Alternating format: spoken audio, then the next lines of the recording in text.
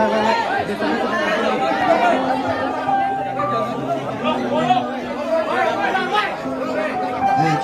suaranya ya, teman-teman ya. Halo sahabat-sahabat Tema Hendrik sekalian dimanapun saat ini berada di seluruh Indonesia. Kita sudah melihat di depan video ini Rizky Bilar ditahan ya, itu informasinya. Kenapa? Karena melakukan kekerasan dalam rumah tangga ya. Saya juga kebetulan senang membahas hal-hal yang berkaitan dengan masalah rumah tangga, saudara. Saya ingin menyampaikan kepada saudara sekalian bahwa dalam sebuah rumah tangga memang permasalahan kadang-kadang kita menghadapi itu kompleks. Perbedaan-perbedaan kecil bisa membuat kita bertengkar. Ya.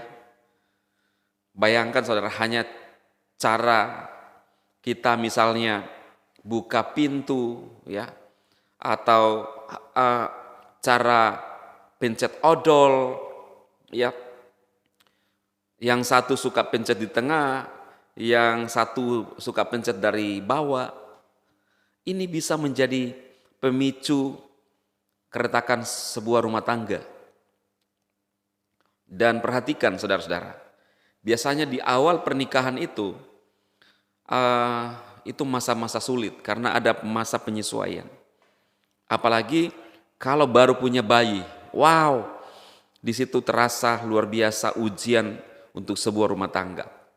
Karena itu siapapun saudara yang melihat video ini, kalau berencana ingin menikah, Rasul Paulus berkata bahwa kalau kalian mau seperti saya, maksudnya Rasul Paulus, tidak akan tertimpa kesusahan badani. Dia fokus hanya melayani Tuhan. Ya, tetapi kalau tidak bisa menahan diri ya, atau menahan ya saudara menikah, tetapi ada resiko-risikonya. Nah, pesan saya khususnya saudara-saudara seiman ketika memasuki pernikahan, jangan pernah melakukan kekerasan, khususnya para suami atau laki-laki. Jangan melakukan kekerasan terhadap istri saudara. Ya, karena istri kita harus kita kasihi sebagaimana firman Tuhan berkata, bukan untuk sebagai media lalu kita menghajar, memukul, menindas ya, atau semacamnya saudara. Pernikahan Kristen diciptakan untuk kita saling mengasihi ya, sebagai alat di muka bumi ini untuk meneruskan generasi keturunan yang takut akan Tuhan, saudara.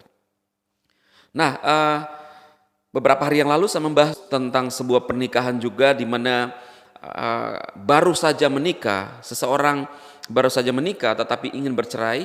Si wanita ini ingin bercerai karena ada masalah yang tidak bisa dilanjutkan dan dipertahankan. Nah, kasus-kasus yang terjadi dalam rumah tangga, supaya kita bisa selamat dan terhindar dari perceraian, saya sarankan teman-teman siapapun saudara agar melakukan konseling pranikah kepada gembala saudara.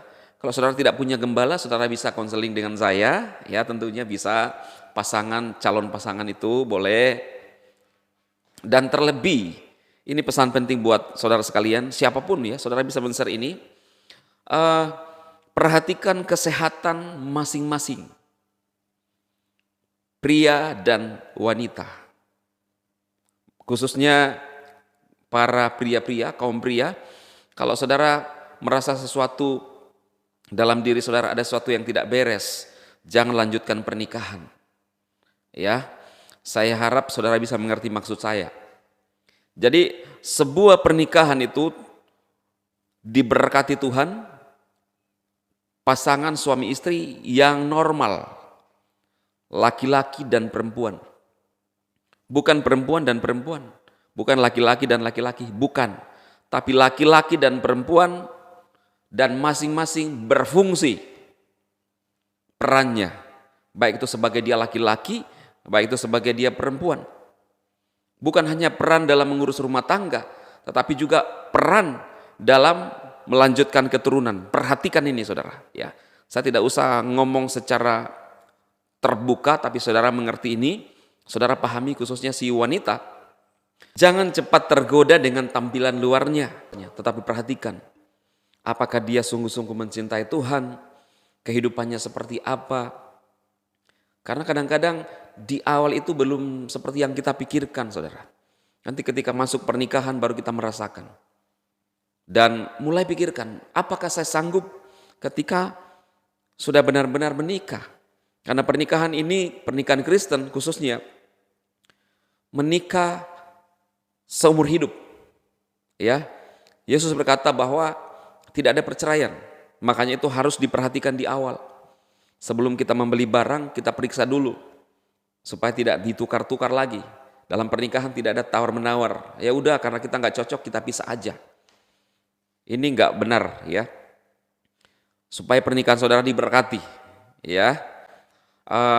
Saya rasa ini yang saya sampaikan kepada saudara yang bisa memberikan suatu nasihat kepada saudara bagi yang menerima atau yang juga mengalami masalah-masalah.